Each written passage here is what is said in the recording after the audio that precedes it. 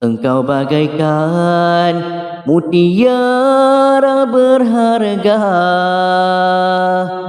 dalam sepi kau penyeri, dalam duka kau penawar.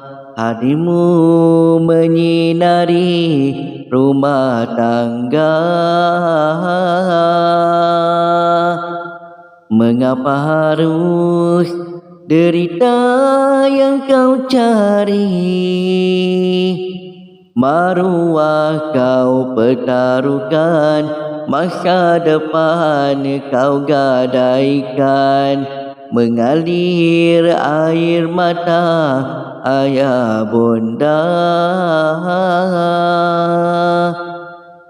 Oh remaja, harapan keluarga, putra putri negara, pewaris nusa bangsa dan agama. Kembalikanlah nilai harga dirimu, agar sempat kau tahu sejuk hati ibu yang melahir dan mendidikmu.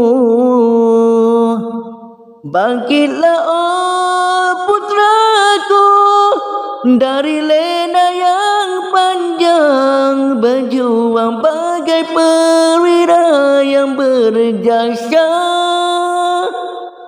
Bangunlah oh putriku dari mimpi yang palsu, pelihara maruah dan agamamu. Mengapa harus derita yang kau cari?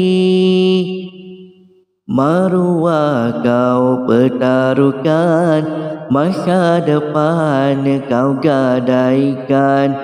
Mengalir air mata ayah bunda.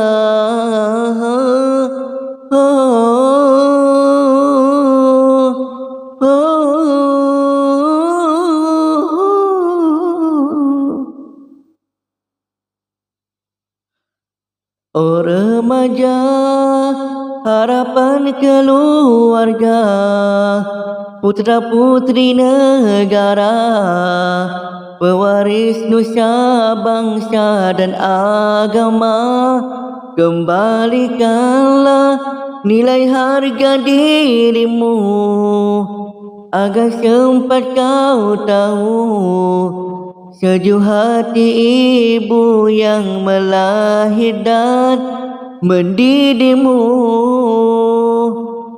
Bangkitlah oh putraku dari lena yang panjang, berjuang bagai perwira yang berjasa.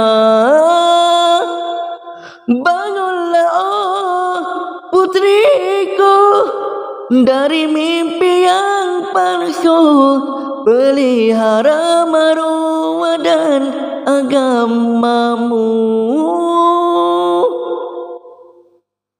Padamu Tuhan doa kami panjatkan, teguhkanlah keimanan, tetapkanlah pendirian. Putra putri harapan masa depan.